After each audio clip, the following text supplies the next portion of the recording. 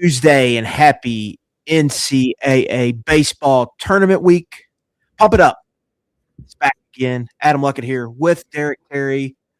And pretty eventful Monday here in Big Blue Land. Quite the sweat everyone went through there on Memorial Day, but Kentucky's back in the tournament. They're back in the bracket. They're back playing regional baseball for the fourth season in a row. And we're just going to kind of break it all down. We're going to go back to Monday, just kind of discuss how that all shook out, the Mercer of it all, that Kentucky got caught in a storm there, which I thought was a little interesting because I think how they presented the teams, I had maybe a little bit of issue with the committee. But we're going to unpack that. Then we're going to get into the regional, talk about West Virginia, talk about Wake Forest, Kentucky's Friday opponent, and then obviously West Virginia, the host, and then Binghamton. We'll see what happens. We'll probably get in a little Binghamton talk as well.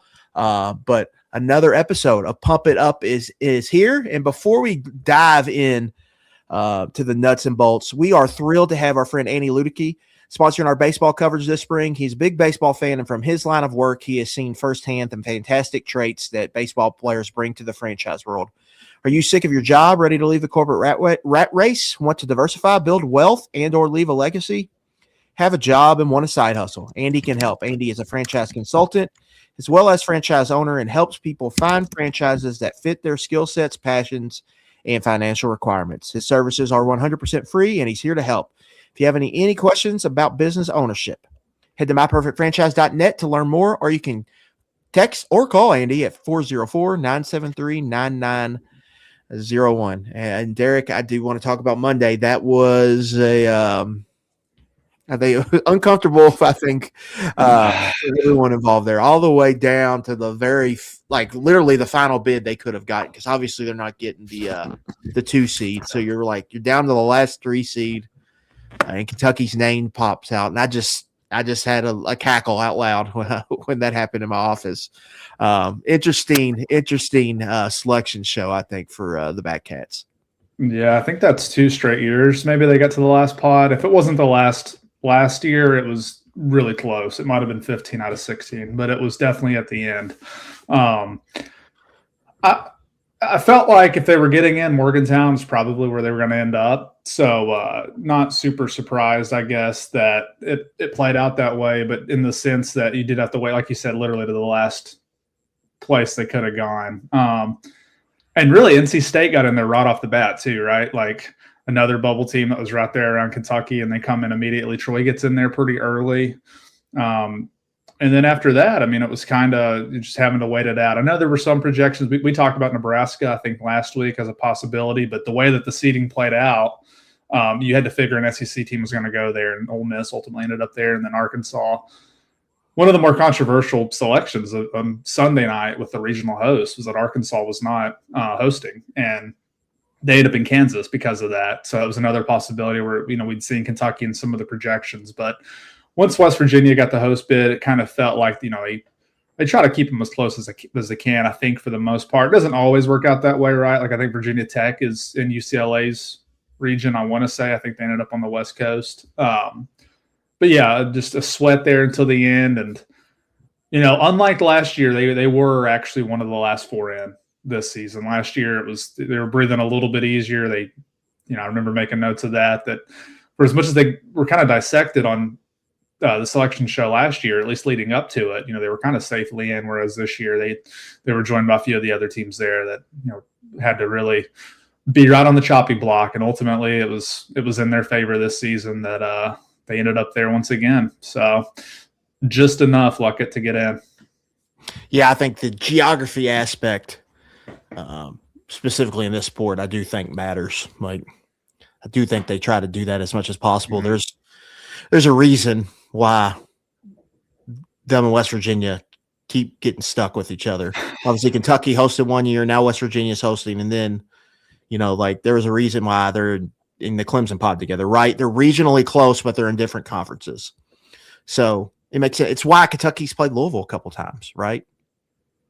Mm-hmm. Heck, yeah, 2 times. I think they were in the regional 1 year with Gary 14. Henderson, and and then 17 they were in the Super together. So It's just going to happen. And so that's such change too. I think that used to be in the S curves, how they ended up being there together. Whereas, I think that changed shortly after. But yeah, no, I mean, it was an electric regional back in 2014. Ultimately, it was the last of the Gary Henderson era back then. But yeah, I mean, we got to get these guys on a midweek. I think, like it. We got to bring West Virginia a little home and home. Well, they did do the little fall ball, so that is interesting. And West Virginia's played both these teams, the power conference teams in the regional with Wake Forest and Kentucky. Kentucky up at Prasco Park. Then they actually went to Winston-Salem to play Wake Forest. So it's definitely interesting that they've played. Now that's like night and day, I would say, what you're doing in the preseason, and then where we are now. 50 plus games in for everyone. So it is interesting. I do like you've been on top of this Mercer gate, I would say, in like Kentucky, how they're inside it. Kind of they're the ones like taking all the shots, I feel like, from the Mercer fans. Or Mercer, not even Mercer fans, just like I would say college baseball people at large who are upset for the SEC, what they consider SEC bias. But my issue with the whole thing is I don't understand how NC State was above Kentucky in the seeding, in the scrubbing. Like, we're talking about a team that won one more ACC game than Kentucky won SEC games. They went one and done to the worst team in the ACC, Duke, in the ACC tournament. Every metric, they're like 10, 15-ish spots below Kentucky. Kentucky's got a better quad 1 record. I think the quad 2 is the same.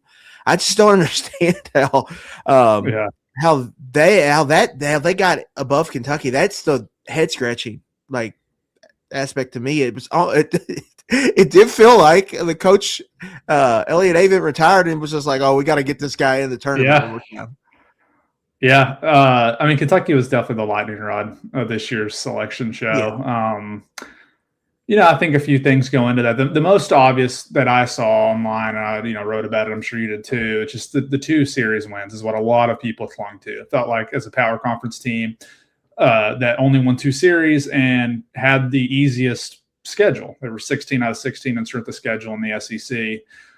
Ultimately felt like they didn't do enough. I'll say this too, like since the last time that we were on here, one of the things that happened that I think, really helped Kentucky significantly was the Citadel winning the Southern Conference bid, and then St. John's winning out of the Big East. So you ended up in a spot where they were 15-9 against tournament teams. Ultimately, Michael Alford, the selection chair, brought that up. On Sunday when I wrote about that, it kind of left me in a spot where I was like, I just don't see them getting left out when you have this many wins. And at that time, it looked like Arkansas might have been in a spot where they're going to host as well, since they made a run through the SEC tournament and ultimately lost to Georgia on Sunday in the SEC championship game. But they would have been in a spot where they had 15 wins against conference teams, and then I think it would have been 6-6 against teams that were projected to host, and then obviously they ended up having some wins against 3 of the teams that were national hosts. So like it's definitely the high quality wins that got Kentucky in this season and made up for some really tough marks on the resume. And I'm with you. Like when I looked at NC State, I was like, I feel like this might be the team that people really should be mad at, but add on to it too. I mean, this is 2 straight years where Kentucky at 13-17 got in, and 13-18 really, if you want to add the SEC tournament games to that. So I can understand it from the little guy perspective. It is kind of interesting how it came back around on Mercer though, and it came to the series cancellation and UK ultimately replacing them with the Citadel, and how those 3 wins for Kentucky, I think, ended up being a pretty high quad 2, right? Where did the Citadel end up in the RPI? Did they break the top 40? They were close. I don't know if they quite got there. I have the tab pulled up. I'll pull them up here in just a second. But yeah, they shot up. Yeah, in the last week, they went way up. Because they were sub 50 and they ended up 41. I want to say they were in the 60s. I want to say they were like in the 60s, high 50s, low 60s, headed in that SoCon tournament. The 5 seed in the SoCon tournament ended up ripping it off and winning it like in impressive fashion. So, yeah, I do think, I look like when I sat down on Monday after they were in and kind of heard what Alford said and just let it all settle, to me, it really came down to 3 series. It was 3 sweeps: Alabama, the Citadel, and St. John's. Like those at the time all those occurred in March, right? Like those were 3 of the 4 series in March. Yeah. We didn't realize it at the time. Like I watched that St. John's team and I was like, oh, I don't know about this team this year. Yeah, the Citadel, I felt like they were young, but I felt they were a little spicy. They actually had the year I kind of thought they would have, like right there, but not the best team, but had a good step forward. And then Alabama, I left the Alabama series not thinking that team was going to do what it did as a season stretch. But you go back, that ultimately to me, those March weekends at home, those March weekends at Kentucky Proud Park, and then stacking non-sweep after non-sweep after non-sweep together, just picking one off in SEC play. That is ultimately what I think got them in, Derek. And I do think it's interesting pre-quad system. I don't know if they get in. Yeah, no, I think that's a good point. I think that quad system helped them because it provides that Citadel series with a numeric value that I don't think you just look before. You don't associate that Citadel series being a good series win in the old system, where I think now we've got it provides a numeric value. And I think the big kind of X on Kentucky's resume, at least to me, heading into the SEC tournament, was a losing quad 2 record if you lost that Vandy game. Because that was it was a resume full of holes, but I felt when it compared to bubble teams, that was going to be the easy one to poke to negate the good in the Q1 column. And so that the Citadel ended up getting over there, I think really helped Kentucky's resume when it came time to finally scrub the teams and put the field together. Yeah, I mean, I know Mercer to be a top 30 RPI and get left out. I mean, that's unusual, certainly, but I tended to agree with it. I mean, I did think the committee made a decent point. Like, they play in Georgia. There are a lot of good like RPI teams in the South that they could have played, and they ended up with 5 quad 1 games, and they only won one of them. It was against Georgia Tech, so it was a good win. Got blasted twice. They got beat 22-4 by Florida State, and then 19-2 by Oregon State. And then they had 18 quad 2 games where they went 9-9.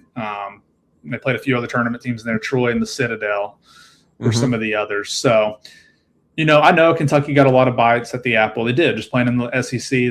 That certainly helps being in the league, and that's what some people think they're just RPI merchants or whatnot for how they schedule. And I mean, I do think they certainly play to the system. But the one thing I think you can say, and I see both sides. Like, it is tough if you're Mercer, you had a great season, you won 44 games and regular season champ, and they get left out for a team that a lot of people think probably isn't that good because they only won 2 out of the 10 series. But in defense of Kentucky, I would say, UK is capable of beating really good teams.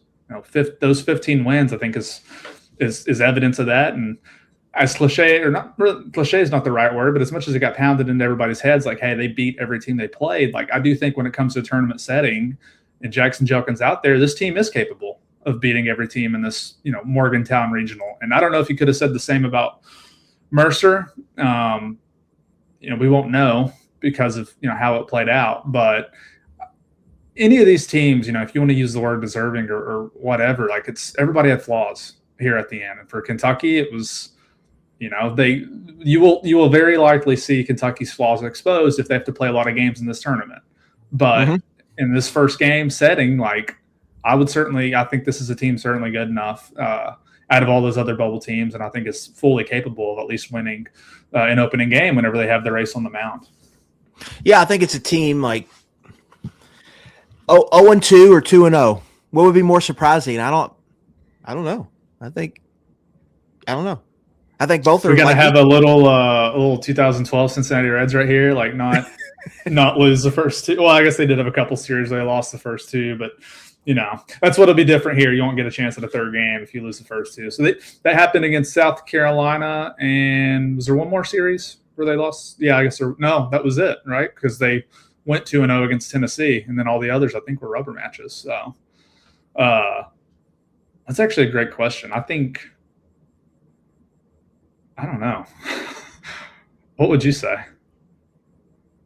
I would just say the 0-2 because you're probably getting Binghamton, so I think you're going to win that one. But like, it wouldn't shock me if Jelkin goes 7-8, gives up 2 runs, they win a 4-3 game, against Wake Forest. And then, West Virginia, we'll talk about offensively. They're not a juggernaut on offense. So you could if you scratch together some runs and Cleaver or whoever pitches gives you 5 to 6, I think you could win a 5-4 game there. And then you look up and it's Sunday and you're waiting to see who you're going to play. Like, I don't think it's crazy. I wouldn't predict that, but I don't think that's crazy. And I think that's a good way to kind of pivot into just the preview. I think Kentucky, like, obviously, I'll wrap it up here. Flaws that you said, but ultimately quality wins, and you can hate RPI merchants is a great way to put them, but that is the system. So, like, if you're not doing that, if you're not playing that game, that's on you as a baseball organization. Like, if they're getting in over you, like, that's on you. This is the system we've created, and until they change it, like, they should keep doing the same thing that they're doing, because ultimately you got to do whatever helps you make the tournament. Like, that's what this is all about. So yeah, I did have one more thing to add. Just one real quick, as a spin zone for Kentucky, just was something I wanted to bring up that I think it's big picture. I think it's great. Obviously, that they got in for a 4th straight time. You want to keep all that momentum as a program. It's a record. It's a program record. Like, if you're a Kentucky baseball fan, you're living through the golden age right now. Now that the seeding is here and that they got in, we're having a different conversation versus if they didn't make it at all. Still think there's a little bit, in my opinion, it's a little – they had a chance to do a lot more damage this year against that schedule, and this could have been a year where they hosted. I think easily, a few more wins here or there. I think the bones of the team are there to certainly have had a better season. But at the end of the day, any goal that they had just to make it to Omaha, ultimately, they can still do. So we can segue now into what it's going to be like in Morgantown. I agree with that. And that's when we get to season's over topic. And we'll get there. But right now it's about they're in the tournament. Let's see what they can do. Pivoting to the matchup. Kentucky kicking things off noon Eastern. They're in Morgantown. Kentucky versus Wake Forest. ESPN2 on the call. And the biggest question to me, Derek, going into this, like, I think any path for Kentucky, you got to win this first game. They do not have the bullpen and the pitching depth to play 4 games here, 5 games even. I guess it'd be 5 if you're coming from loser bracket. So it's for them, they've got for them to win this, they got to win the first game. So how do you go about winning the first game? I was on team maybe save Jelkin for that second game. But after digging into just kind of Wake Forest personnel and what it's going to be, I don't think you can do it. I think you got to throw Jelkin here. Yeah, I'm in the similar boat because, well, I guess we just preview the pitching matchup. Assuming Wake Forest throws Chris Lavonis, I mean, this is going to be a fantastic pitching matchup to open up the regional. This is a guy, when it comes to the matchup, like, I think I'm back with where you are, where I would want to use Jelkin, mainly because I think it's going to be really tough for this Kentucky offense. I think this is going to be certainly a low-scoring game. Lavonis I remember him as a pretty big draft prospect who ultimately ended up going to school, running a 39% K rate this season. Yeah. I reached out to an ACC coach who had played Wake Forest and saw this arm and asked them just, what they thought. And the comparison they gave me was Chase Burns with more pitches. So, this is a guy who's going to be, one of the top picks next season. They're out of Wake Forest, but he's not the only one. Like, this team as a whole, Wake is exceptional as at strikeouts, second in the nation in K percentage. They have 2 other guys in the top 10 of the ACC. Troy Dressler had a 31% K rate, and Duncan Marston had a 29.6% K rate. So this is going to be probably a low scoring game, assuming that the ace for both teams throw. And I think you got to do everything you can probably at this point to put yourself in the winner's bracket. You can see the argument that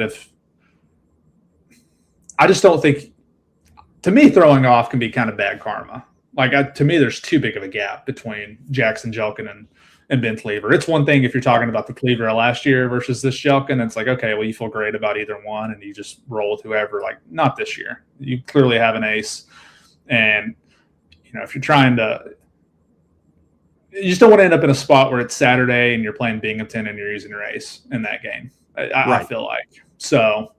I would definitely go ahead and ride it out here with Jelkin. And I think I didn't get to go over to the media availability today, but I'm assuming I saw he was one of the guys who talked. So I'm assuming any of those issues he might have had against Vanderbilt, where we saw him, had the trainers out with him, and then he was getting his elbow rubbed in the dugout. Seems like he'll be good to go. So that's who I'm riding with on Friday if I were the one making that decision. Yeah, he's shown some toughness. He had the moment Vanderbilt game where he jumped up, hit his head on the dugout ceiling. He's had some weird kind of getting banged up out of nowhere, but yeah, he said adjust an ankle, so it sounds like he's good to go. And really, for him, it's a credit to him because durability was one of the bigger question marks for him. I think the biggest. Yeah, and so he's really checked that box to this point in a big way. He's had a great season. Yeah, I think to me, Derek, I look at it like Wake Forest lineup wise, this is an SEC team to me. The first 4 or 5 are just very good bats. They've got power, hit for average. They've got a guy at the top of the lineup that can absolutely run. They've got like 4 or 5 all ACC selections. Like this team, they're the best offense in the regional, in my opinion. To me, that's where if you're not, you have to throw Jelkin against the best offense, right? Like, what are you saving him for if you're not going to throw him against the best offense? And that ultimately, it comes down to that. And then, yeah, I think Lavonis. What's interesting about him is he's only averaging 5 to 6 innings an outing. He's only pitched into the 7th twice. He's never gone more than, I don't think, 6.1. So you're going to see the bullpen more than likely for Kentucky. You just got to kind of hang in there, I think, and then see what you can do. There is a drop-off numbers-wise when Lavonis is not on the mound for them, but the stuff is nasty. He's touched 99 with the fastball. He's got the slider. He's got the changeup. He's got the cutter. Got the curveball. And then, he was a top 100 pick. The Brewers picked him, I think, 67th overall out of high school. So this was in the Tyler Bell draft as well. Those were the two who both went to school.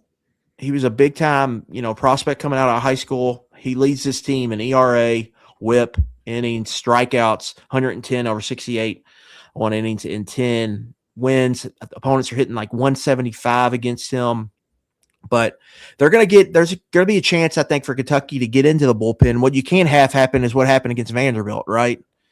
Like you chase the starter, who was clearly Vanderbilt's best pitcher through SEC play. Then they bring in a guy who's kind of a hybrid starter, long relief guy for them all year, and they made him look like Derek Skubal out there. Like you absolutely could not touch him until the 9th inning. Well, that's what you can't have happen here for Kentucky. And you need I think, a really good outing from Jelkin. You need one of those 7 innings, 2-run type outings from him, I think, to win this baseball game. Cause this is a tough lineup. They're going to score runs and you're facing one of the best arms in college baseball as a frontline starter. So tough matchup. I think all signs point where you just got to throw Jelkin here, find a way to win. And then I think throw Cleaver game 2. Yeah, to clarify something I said, I thought it might be like a low-scoring game. What I mean, I think for Kentucky to win is you're probably going to want to see it a little bit. Even though Kentucky's offense has definitely ticked up, and over the last month they've been able to score a little bit more. A couple other notes from the coach I spoke with. So they hit for power 1 through 9 in the order. So tough assignment for, I'm assuming it's going to be Jelkin, but whoever gets the call. And then also mentioned the bullpen does have some issues. It's a little wonky was the word that was used. So it's a good point you make. I mean, if you can get him out, obviously the earlier the better.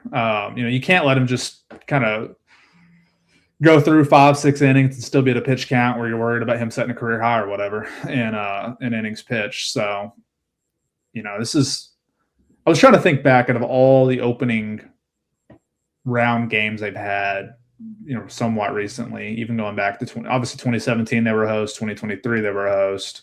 So you're seeing, the 4 seed.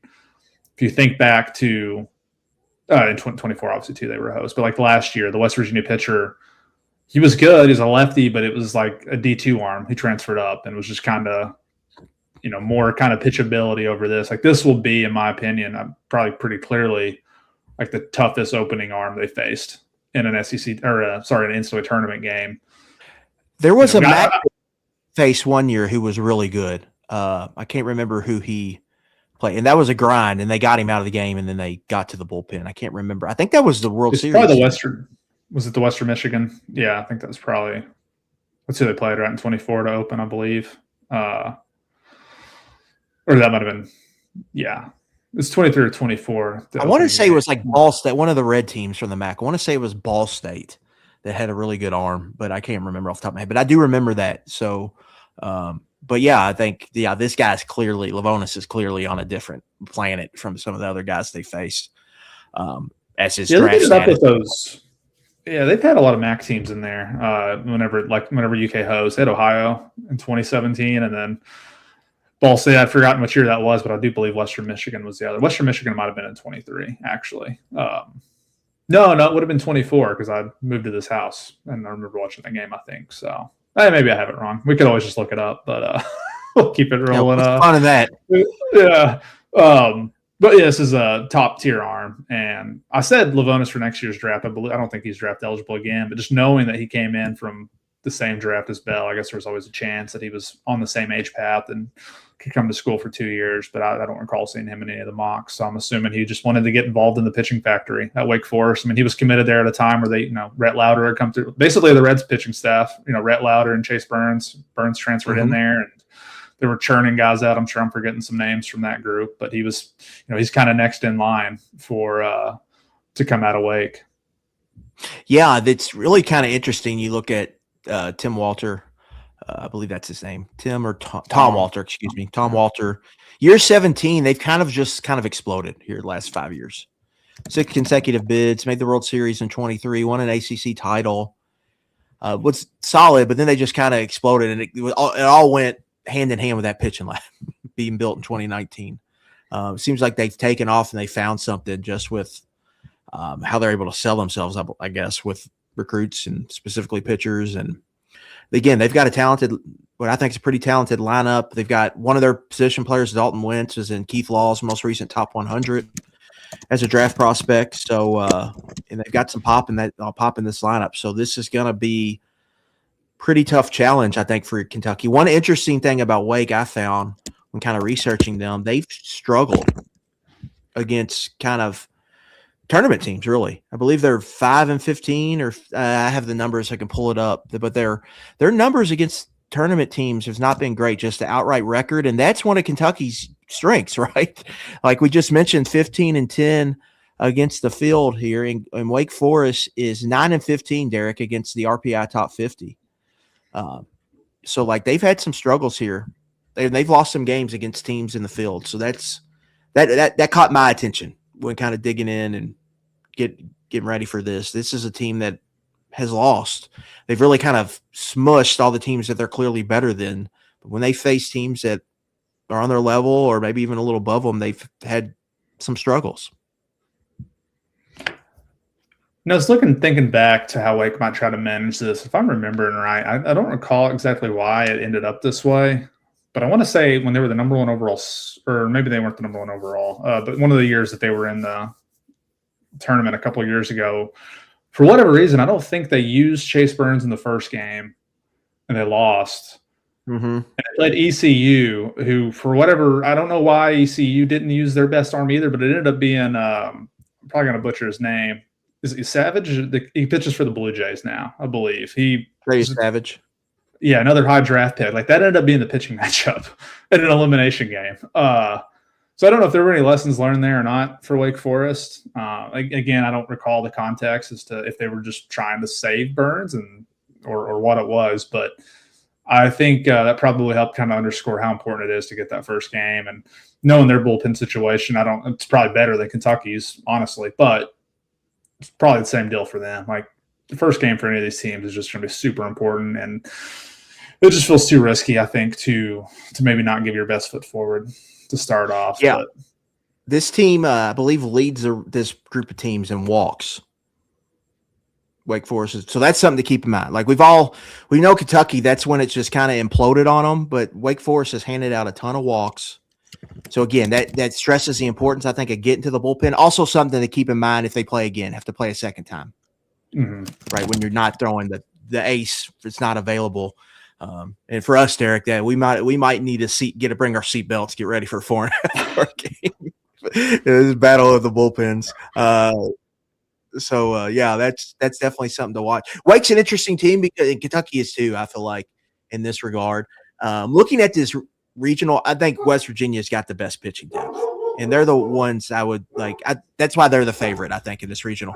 But these Kentucky and Wake Forest, I think, can absolutely score and go toe to toe when you're not facing top frontline starters. But that's what you'll face, I think, in game one. You want to go back to? I don't know why I thought Wake Forest was so good the year Burns was there. They weren't. They only went 15-15 in the ACC. So for whatever reason, I remember thinking that was like a huge deal that they got 2 and done. But either way, no. But this year, yeah, I'm really excited to actually go back to Morgantown for this series. I've heard a lot of really good things about. You mentioned that it's kind of a baseball program on the rise. Like this was.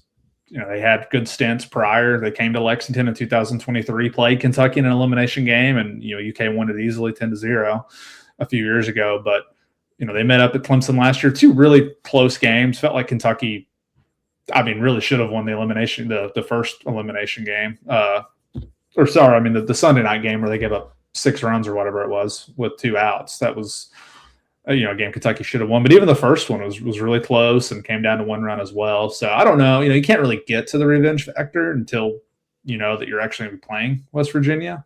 So this first game, that's to me, it's what I'm most excited about. Just to see a pitching matchup that I think will be top tier. And it's one of the first games of the whole tournament, right? Playing at noon on Friday on national TV.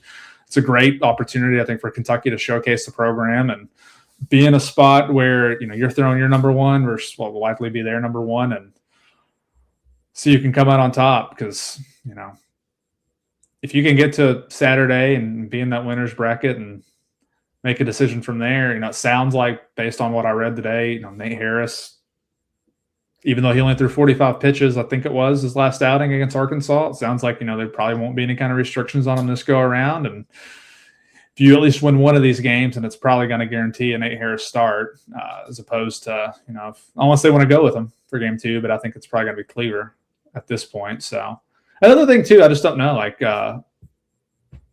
matchup wise, you got to wait and see too, like who are they playing game 2, regardless if it's a win or a loss, and who kind of fits better pitching matchup versus that lineup. And it's kind of the fun thing about these regionals where you're having to learn a lot about these teams on shorter notice. Obviously, we mentioned Kentucky has seen West Virginia in the fall, but just completely different.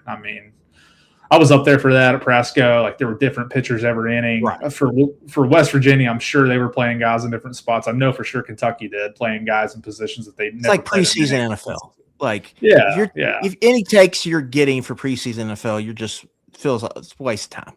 Like, really, spring training, baseball spring training. Like, look at Matt McClain. Like, it's just an example, right? Like, just like Abbott, like Andrew Abbott. If he gets it, he's pitching better, and you feel like he's finding out answers. He got absolutely shellacked in spring training. So, like, a lot of times they don't hold their weight at all. So you just got a big grain of salt. They're a totally different team. It's just like they've played a lot of baseball since then, right? A lot. Oh, yeah. And so a lot can change in that amount of time. So I don't want to, but that is an interesting just fact that they, just from a personnel standpoint, though, I'll say that you're at least familiar with them because you've gotten eyes on them in person, along with, what you've done in your scouting work ahead of them. And then there's going to be some carryover from last year. Some players that are still there, for both sides. Like, obviously, like Ben Cleaver pitched against them. And so, and Tyler Bell obviously was in the lineup. Luke Lawrence was in the lineup, and some others. Hudson Brown was in the lineup.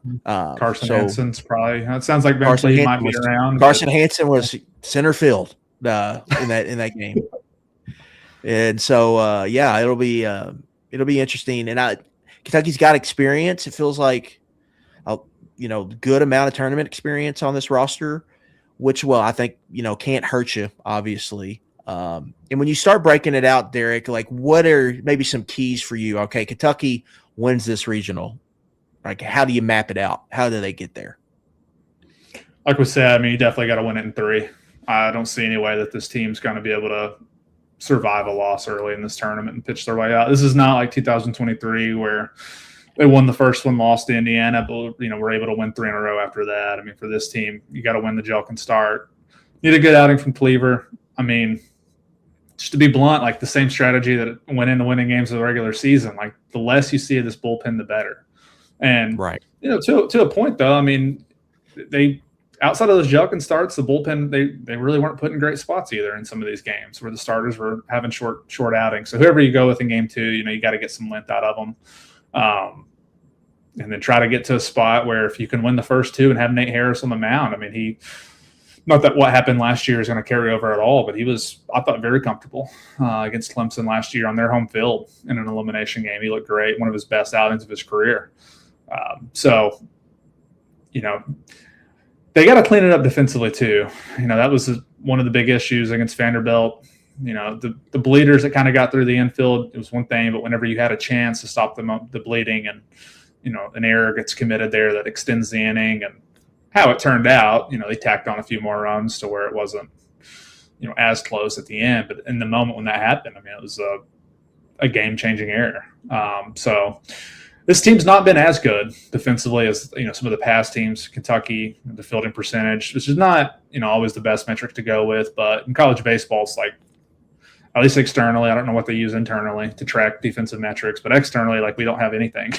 So fielding percentage is kind of the go-to, and it's worse this year than it has been in years past. But obviously the hope will be that, having a pretty healthy team should put everybody back in their normal positions, because I do think that applied during the season when the defense was kind of at its worst. It was a combination of guys being asked to do things they hadn't done a whole lot. So the pitching is the number one thing, though, for me, like, because I do think this offense is good enough to score runs. But we've seen that this season. We've seen them be able to put up runs and still lose. So, you can't be in the spot where you're 10, 11 runs trying to rally. I mean, it's just asking too much in these games. So getting off on the right foot, winning the first one is I don't remember the percentages, but it's a significantly high percentage team. Obviously, I mean, it just makes sense with how it is. Yes, there's forgiveness because it's double elimination, but just the pathway to get back, and you're trying to play. If you got to lose get hot, right? Yeah, if you lose on Friday, you're playing 4 games over 3 days. You're going to play 1 more game on Saturday, 2 on Sunday if you win, and then come back again on Monday for the region final. So it's just asking a lot. I mean, you got to be very, very deep as a pitching staff to be able to withstand that, and this Kentucky team's not. So you want to try to do this in as few games as possible. And if you get the rotation you thought you had a chance to see in the regular season, then there is a pathway, I think. Like, I think all 3 of those guys are good enough if they're on, but we just haven't seen it as consistently this year. And maybe, luck it, there's always postseason heroes that are born. So if you're in that bullpen, maybe this is your time. Maybe someone out there who didn't have a great season is gonna rise up to the occasion. And who knows? You might get in an elimination game spot and you got a guy who's barely thrown and he gives you 4 or 5 innings. I mean, we've seen it before. Logan Salo, who's now the pitching coach at EKU and was on that 2017 team. He was a closer on that team. But in 2014, had not really thrown that much baseball. He's not really pitched that much that season. Comes in an elimination game against Louisville. I think he gave him like 5 or 6 innings. So it was extremely unexpected. But that's what happens in the postseason in college baseball. Guys step up, and for Kentucky, you're going to need that this year, I think, because it's probably not going to go as easily as you want it to. Not with what we've seen this year. I mean, if you're a subscriber to you are what your record says you are, then you already kind of know how this thing might shake out. So you're going to need somebody to maybe buck some of those trends.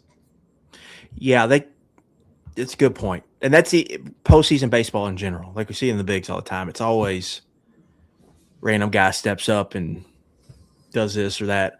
That gets me to the next point. So, like, bullpen is obviously the path for Kentucky is not having to ask a lot of the bullpen, but eventually, like, you're going to have to fill outs. So, like, how are you going about this? Because I felt like they were kind of getting to a point where they were defined here in the last couple of series, but it wasn't really there yet. So it's like, is Jack Sams the new like tag team partner with Jelkin here? Is that what, like, if Jelkin goes Yeah, out, if Kentucky's up 4-2, he's at 100+ pitches, he gives up a single, Kentucky decides to pull him in the 8th. Are you going to Sam's there and letting him I think so. close it out? I think the Vanderbilt game might have been a sign of things to come, potentially. I mean, Sam's came in right after Jelkin in a big spot trying to get out of that inning, and then Adcock came in after him. I think over the season, Sam's was a more recent development because he didn't throw a ton early on, especially in the SEC. But for the better part of most of the season, those have probably been three of the best pitchers on the team. So if they're in a spot where they're trying to just finish off a win, then yeah, I think that's how it's going to go. Jack Bennett would be probably next in line there, I would say. And if you need a lefty for situational things, I think they'll probably lean on the experience. Age anyway, because Susie's not actually pitched in the NCAA tournament either. But obviously Toby Peterson hasn't. Will Coleman only pitched, I thought, the other day because they were down so much against Arkansas in that finale. He's really not throwing a whole lot. So I do think that's a pathway. Is you're going to see if the scenario you described and they're up. I do think it's going to be Sam's. Who else has earned it? Like, who else? Bennett would probably be the only other one, just based on like a multi-inning guy that you might feel pretty good about going for a few innings. But he's thrown more than Sam's has. Yeah, like those are your three. And then you get into games beyond that, ask me the day of when we're there, and I'll tell you, my opinion. As of now, I mean, it's hard to kind of say who you want to see from there. Yeah, because I think the plan changes. Like if you win one or if you lose, like when you win or when you lose, right? Like how you use Madison is interesting here. Obviously, he didn't have a very good end to the season. That Arkansas start was bad. But if you throw that one out, he pitched like he gave them a chance to win a game. In all those games he pitched, except the Arkansas one, and that was one they nearly won. The Arkansas and Florida they both got away from him. So maybe I felt like he was fine. The South Carolina start, I think, was legitimately good. The others, I think, compared to where they kind of were, it gave them a chance just because what we had seen from some of the other starts were just so poor. Vanderbilt, Tennessee, yeah. Yeah. But if you want to ride the season-long trends, and I know when you don't throw a ton of innings, a couple of these outings really kind of inflate your ERA, but I want to say he's riding into this tournament with an ERA like north of 8, I want to say. So yeah, it's but to your point, like where do you use him? Because he was probably in this setting going to be a multi-inning reliever coming in after somebody. I don't know who it's going to be, but I don't.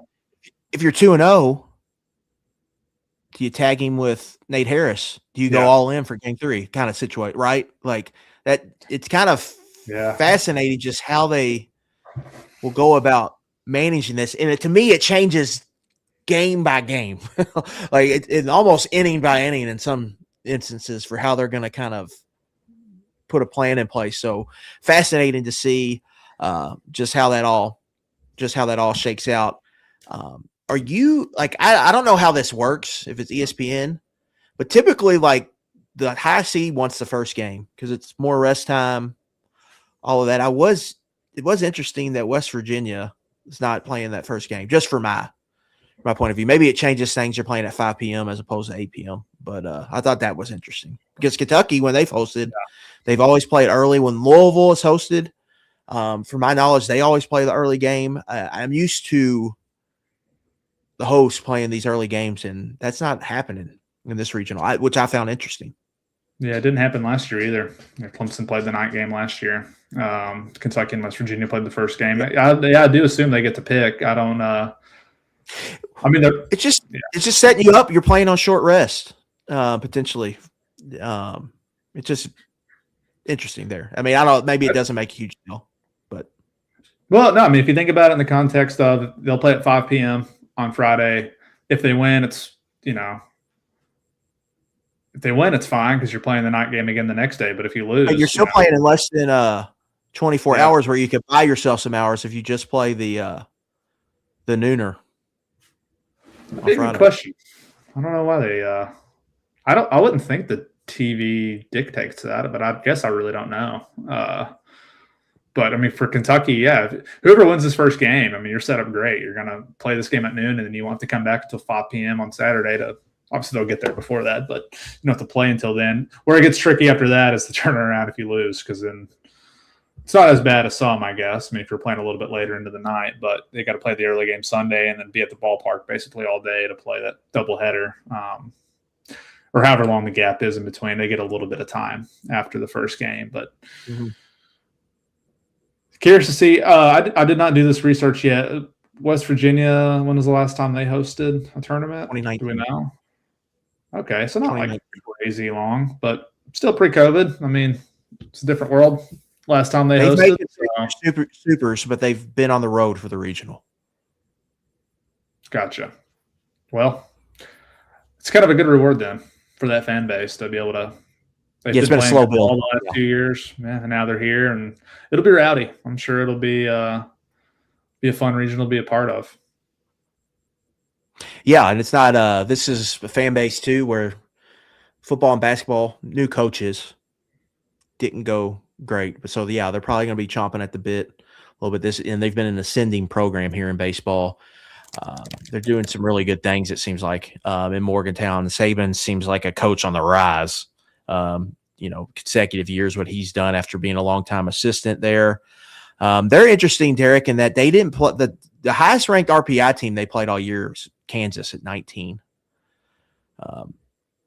And then they play, Big 12 has got some good teams, but the Big 12, I believe the only host they had was Kansas. Is that right? And they were 14. And West Virginia. Kansas and West Virginia were the only hosts. And 15 and 16. And Arizona State, Cincinnati, and UCF, I believe, were the only other tournament teams because TCU was among the first four out. So I found that interesting. Like, they've been rock solid all year, and we kind of know what Kentucky's going to get from this team, but I haven't played, I would say, the toughest schedule yet. So I'll be interested to see just how they play in these first two games specifically. The games after the Binghamton game, really, and just see how they do. But back to Kentucky, obviously any regional you're going to be in, just about, like Tyler Bell from a draft standpoint is going to be the best talent, I would say, depending on how you want to value that. But highest like draft ceiling player as of right now. Obviously, Jelkin has a chance, I think, to be one of the best pitchers in any regional. Obviously, this one is a little different because of what a Wake Forest have. So we know Jelkin needs to have a really big performance. We know Bell probably needs to perform at the top of the lineup. Are there any guys that you're maybe watching closely for Kentucky that's a guy they need to have a big weekend for them to win it, whether it be other starters, bullpen, or guys in the lineup? I'd say there's a few. I mean, I thought Luke Lawrence was excellent last year in the regional. He's had such a good season this year. He's been all over the order, hitting different spots. I think he was 3-hole, against Vanderbilt there and Hoover, and he did very well. Had 2 of the 4 RBIs that Kentucky had in that game. I think this is a big week for Jace Tarnish. This is going to be his first track. 100%. Yeah. Feels like this is a big one for him to try to get back on track a little bit. Not that he's, been bad necessarily, but just when you're looking for guys to step up, I think he's one that he could do a lot there at the top of the order for you. Great speed. He's, so important defensively. That became an issue in the regional last year. I thought Kentucky's, they had some guy, we mentioned the Carson Hansen. Like, that's not nothing against Carson. Like, he's not a center fielder, and he was being asked to do that last year. And I thought even in Hoover, some of those balls that Tarnish was able to run down, and obviously having the experience at KPP, he's a very, very good defensive outfielder. I think with, and then Hudson Brown would be another one I'd throw in there. Hudson's, I think, done pretty well since coming back from mono. I do think I saw Minjian finally said that today, so I think it's fine to say that the illness we talked about for a month was mono. So for him, I mean, he's been hitting the ball well. I mean, at least in that Arkansas series, he's not really been rewarded for some of it. He's hitting the ball right at people, but he would be another one. And then to me, I feel like anything you get from the freshman will be a boost, but Caden Cloud, like, I'd like to see him, have an impact on this series. I think he's going to stay in there just for his defense in particular, but he's got a little bit of pop. I mean, he could be one of those guys that, can he get hot for 2 or 3 games right here and give you something at the bottom of the order? So really to answer your question positionally, I feel like Lawrence and Tarnish, just because, Hindle's been so good this season. He's been one of their best hitters. I think he'll step in and do well. But those top three of, Tarnish, Bell, and Lawrence, if they can be tough outs there, that'll be important, to try to just to get on base and give those guys behind them a chance to drive them in. Yeah, I'm with you. I think Kentucky, they're at their best offensively when Tarnish and Brown are in the lineup and they're producing, to me. And then obviously Hindle, just the home run, like could change the game with a home run. Hanson's interesting because I think he's got good home run rates and he's playing in the lineup every day. And he can hit one out. They could change a game. Pitching wise, I look at it like this. I think to win this, you're going to need one of Cleaver or Harris to really have like a 6-7 inning strong performance to win one of these baseball games. I think obviously we've seen it more recently with Cleaver, and Harris has had some moments in SEC play. But one of them I think is really going to have to take the ball and really have a really strong performance where you're only leaving 7, 8, 9 outs for the bullpen. And hopefully you've got a multi-run lead at that point where it's not a huge sweat. So for me, it's that. And then the bullpen's going to get tested. And eventually, I think Jack Bennett's going to get the ball in a big spot and you're going to need him to come through. I think so. Those would be kind of my candidates of guys that they're going to need to step up and have strong regionals. I want to say too, going back, just to make a note of Hindle, he ended up finishing the regular season, at least through conference play, second in WRC plus for this team. This was a huge step forward for Ethan. I mean, this was not a guy that was solidified as a starter even coming into the season. And really the way that things played out on opening day, he stepped in and I think really gave them a phenomenal junior season at the plate and showed some positional versatility as well. So wanted to give some kudos. I think you're dead on with Jack Bennett. There's no way around. Whenever he gets the ball in this series, it's going to be in a big moment. He's not coming in if they're down 7 runs or up 7 runs. I don't maybe up 7 runs if you're really trying to, not push your luck too much, but it's more likely he's going to be in a spot where the game's within a run or two either way, potentially tied, and you're needing him to come through and get some big outs. So other than that, I think it's just like dart throws as to who gets used in what matchups. Like we saw Tommy Skelding make an appearance from out of nowhere against Arkansas. He said he'd been throwing the ball well in practice. Is there anyone else who's been throwing good bullpens that we don't know about yet who, is going to get a shot to come in there and in one of these games? And, we'll make one note that, UK will be down a lefty. We were talking about that early. Leighton Harris is out. He got injured in practice, so he's got a cast on his arm. He's not going to be available in this tournament. So that's, if you're in a situation where you're going 5 deep in a regional, it's really all hands on decks. I mean, that could end up being something that ends up hurting them, that they're down a lefty in this tournament. So might be an opportunity for Will Coleman or Toby Peterson to get another crack at it. I do want to go back to chances and big moments here down the stretch. When you were thinking, when it comes down to Cleaver or Harris, is there one of those two that you would have more faith in going deep into an outing at this point in the season? To me, Harris just seems so tricky, just knowing he's just not really been stretched out in a way. I mean, he's hardly thrown over the last month.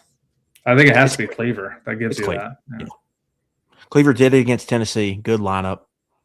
I think Tennessee lineup probably pretty comparable to this Wake lineup they're going to see. So can he put together? And he's had some other good I thought he pitched.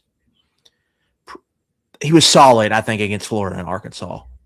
It was better than what we were seeing, I think, earlier in the year. But it's still you still wanted a little more. And there's still, I think, some kind of control issues. And also there was some stuff there where Kentucky was very careful with him, getting him out of the games before things got off the rails.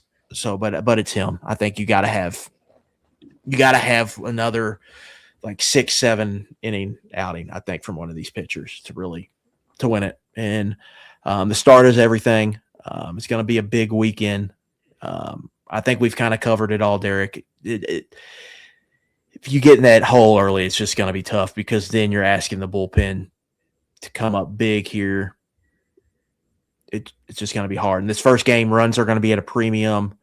Heck, if you project it to West Virginia, runs could even be at a premium in that game when seeing their staff and kind of how they manage their rotation, who throws and whatnot. West Virginia, they're top 15, I think, in ERA whip nationally, ERA whip in fielding percentage. So they win with pitching and defense. And so, like, to beat them, it's probably, I don't know if you're going to play many 13, 12 games like Kentucky did last year in Clemson with them. So it's going to be a tough regional, but I think the path is there. But you got to win game one. If you win game one, I think Kentucky's got a really good chance, but you got to get that first one, and it's going to be a tough challenge against Wake Forest. Historically, I mean, been good in game ones under Mingione, which it did help that everyone that they'd won, they were at home for. This is last year, they got beat by West Virginia in a close game, but they've had success. And, if they do get knocked out game one, obviously with everything we've kind of covered, it maybe is not going to be if they do win game one, but even if they lose game two, what I meant was, they've been able to come twice. They've been able to come out in that situation and still make it to a super. So they were probably better situated a couple of those other years to do that. But for this team, it's why you play the games, to see who steps up in certain moments. And, I just think a pretty big deal that they made it harder on themselves probably than what they needed to to get to this spot. But you're in a situation, all things considered, they're in a regional that is as close to home as they could have been, right? I mean, when I was mapping it from my house, it's like 4.5 hours, I think, somewhere, or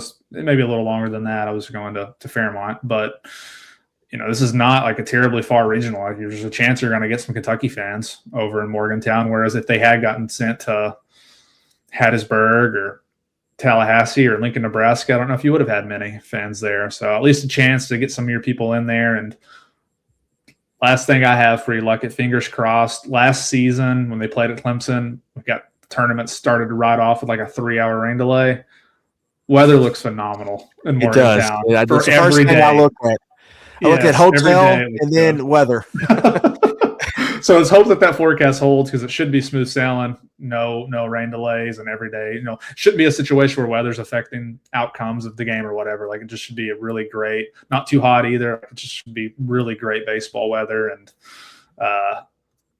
looking forward to it. Really excited to have a chance to keep watching some Kentucky baseball for a few more games. Absolutely. Knock on wood. Very important there. Do you want Mother Nature to cooperate? Noon and 5 is the schedule throughout the weekend for those wondering at home. We don't know TV designations after Friday. Kentucky's on ESPN2, West Virginia, Binghamton, ESPN Plus. But noon and 5 is the schedule every day. So if Kentucky wins, they're going to play at 5 on Saturday. If they lose, they're going to play at noon on Saturday. And then we go from there. And the car coverage is just starting. We're going to be locked and loaded throughout the weekend in Morgantown. We're going to keep you up to speed. Derek will be doing the same for Backhat Central.